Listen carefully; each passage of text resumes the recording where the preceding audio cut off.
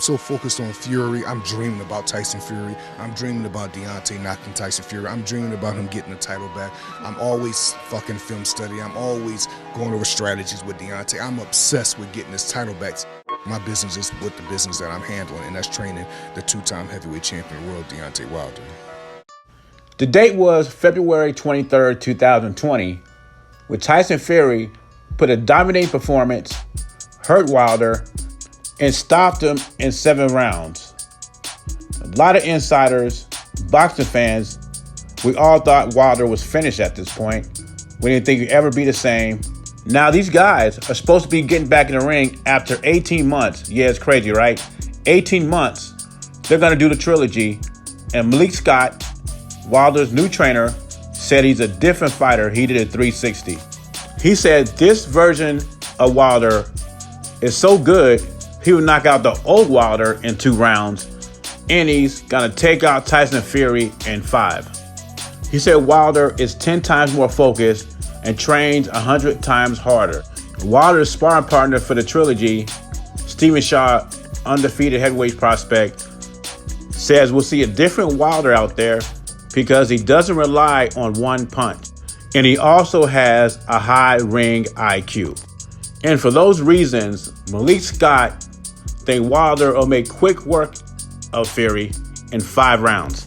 First of all, if Malik Scott can make this happen, he should be trainer of the year, maybe trainer of the decade. Second, Matchroom boxing kingpin Eddie Hearn doubts the trilogy is even going to take place. He won't give reasons, but he's having serious doubts, which means for Wilder fans, they don't care if this fight drags on as long as it happens. For us boxing fans, it's torture. We're ready to get this thing over with and move on. And I'm sure Wilder is looking better than previous training camps, but that's because he's training now. I mean, he's no longer undefeated. He no longer have a title, and he's been stopped. I mean, the previous 2 fights, he's won 2 rounds out of 19. He's been dominated by the cherry he picked. And Malik Scott did mention something about Fury being knocked out by lesser opponents, which is true. He got knocked down by cruiserweight Cunningham, knocked him down. But Wilder also knocked him down and couldn't keep him down. So what makes me think this time Wilder hits him with that right hand that Fury's gonna stay down? Because in reality, that's the only chance Wilder has. Let's just say Wilder's been training with Malik Scott for a year. I don't think you could train a guy in boxing for a year to outbox a guy who's 32 years old, highly skilled, and been boxing since the age of 10.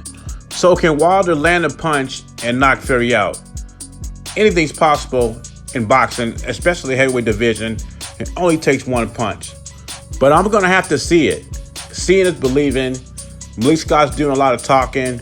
What I observed in the last 2 fights, I just don't see it happening. This fight might end in 5 rounds, but 5 rounds on the Fury side.